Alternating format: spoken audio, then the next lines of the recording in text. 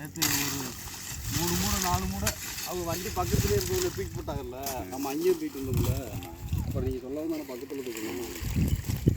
அது வரைக்கும் ஒரு 3 மூடை 4 மூடை ரீடிங்கில் போச்சு.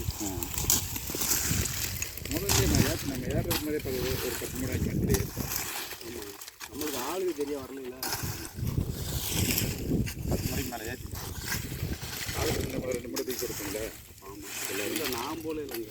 போட நீங்கள் போய் அதோட பாதிப்பு வீட்டு கட்டிட்டு